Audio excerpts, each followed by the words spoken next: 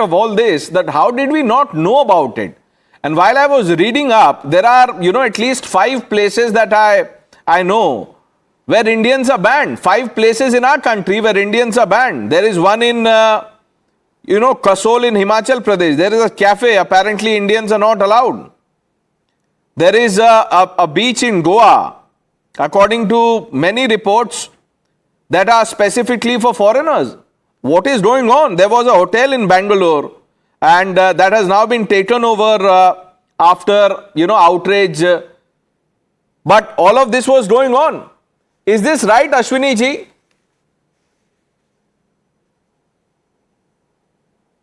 Pranesh, good evening to you, your viewers and fellow panelists.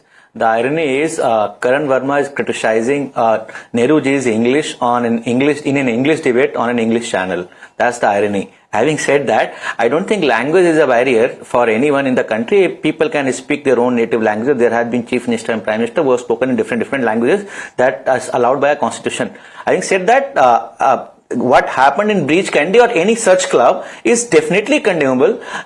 For these kind of rules, we have embassies. Only embassies are the places where only foreigners can have their own management and their own rules. Otherwise, it's a country called India for Indian people. So any club which is functioning such a way should not exist on the first place. And please, it's not just the Congress. BJP has also been in government for 18 years, and there have been other people. No, I'm not singling out Congress party. In fact, there is a restaurant in Ahmedabad that is ruled by the BJP. So I'm not here to do BJP, Congress, Aam Aadmi Party, TMC, etc.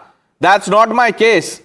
Wherever these places are, whoever these people are, must be told that the Indian constitution is supreme, not your club charter. That's all. I want to bring in Mr. Vora. Mr. Vora, as you know, is a retired IPS officer. Sir, thank you for your years of service to the country. I salute you.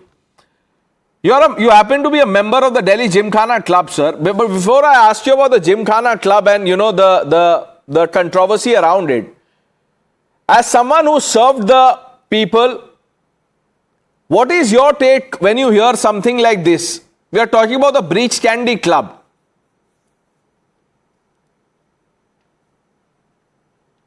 Thank you, Mr. Pranesh, for calling me, and good evening to my fellow panelists. I entirely agree with all of you, all the panelists and yourself, that this discrimination that only Europeans can be on the governing body of the Breach Candy Club is really shocking. Who's responsible? I think even the senior members of the club, they are also responsible. They should have taken it up long ago, which they did not do. I am also told when I Googled today that you have to pay 1.2 crores, something like that, to become a member of Breach Candy Club. I think this is totally shocking. That means that there are people who are allowing all this to happen.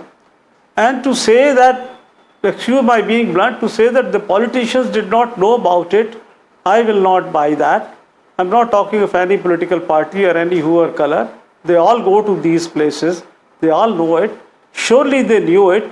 But I think either they took no notice of it, or they just took it casually, and they did not think it was worth to take it up as a cause. So it's good that it has come out in the public.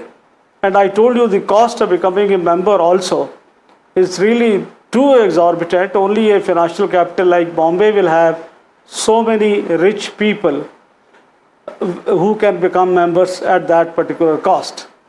Since you refer to Gymkhana, and Dr. Bagai is also here, and I am also here, let me tell you that Gymkhana Club has been completely Indianized.